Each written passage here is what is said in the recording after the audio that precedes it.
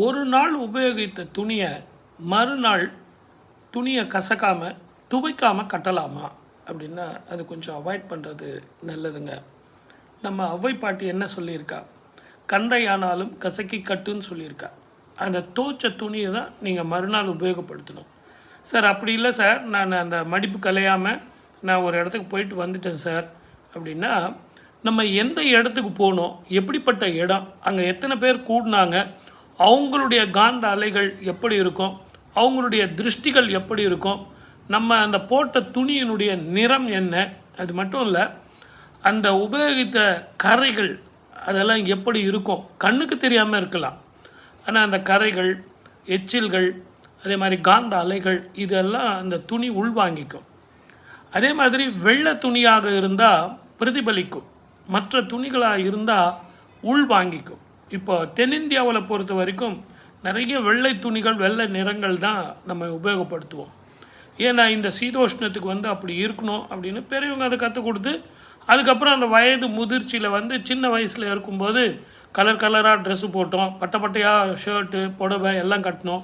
அதுக்கப்புறம் நிறங்கள் கொஞ்சம் மைல்டு கலரில், சாண்டில் கலர், ஒயிட் கலர் அந்த மாதிரி நம்ம வந்துட்டோம். ஆனால் இன்றைக்கி காலையில் உபயோகப்படுத்தின வேஷ்டி, துண்டு, ஷர்ட்டு, புடவை, ஜாக்கெட்டு இதையெல்லாம் அதை துவைக்காமல் சில பேர் என்ன பண்ணுவாங்கன்னா கைட்டு வச்சுட்டு மறுநாள் அதை உதறி திருப்பியும் போட்டுக்குவாங்க. அந்த மாதிரி பண்ணாதீங்க.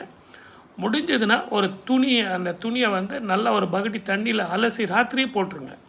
ரொம்ப பெருசாக நீங்கள் சோப் போட்டு அதை அடித்து காய வச்சு இது பண்ணணுன்ற அவசியம் இல்லை. சில பேருக்கு துணிகளுடைய எண்ணிக்கை கூட கம்மியாக இருக்கும்போது செய்கிறது கொஞ்சம் கஷ்டமாக இருக்கும். ரெண்டாவது, அடிக்கடி நான் அதை துவைக்கிறதுனால கிழிஞ்சு போயிடும்ல சார் அப்படின்னு சொல்லலாம். அதெல்லாம் உண்மைதான். ஆனால் இந்த மாதிரி அழுக்கு துணிகளை உபயோகப்படுத்தும் போது லக்ஷ்மி சேரமாட்டா அப்படிங்கிறதும், நொலலக்ஷ்மின்னு சொல்லக்கூடிய அந்த லக்ஷ்மி வாசம் செய்வாள் அப்படிங்கிறதும், அதனால் வியாதிகள் வரக்கூடியதும், ஸ்கின் சம்மந்தமான பிரச்சனைகள், மனோநிலையை பாதிக்கக்கூடிய பிரச்சனைகள் வரும். ஆகவே எது எப்படி இருந்தாலும் நம்ம ஊர் சீதோஷ்ண நிலையில் உஷ்ணமான சீதோஷ்ணம், நிறைய வேர்வை வரும்.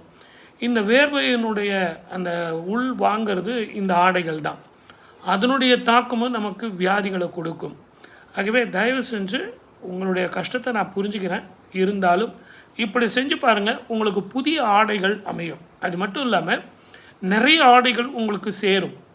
அதனால் முடிஞ்ச வரைக்கும் முதல் நாள் ராத்திரி ஒரு பக்கெட்டி தண்ணியில் உங்கள் துணிகளை நல்லா உதறி அதில் ஊற வச்சு அதை காய வச்சு மறுநாள் போட்டுங்க.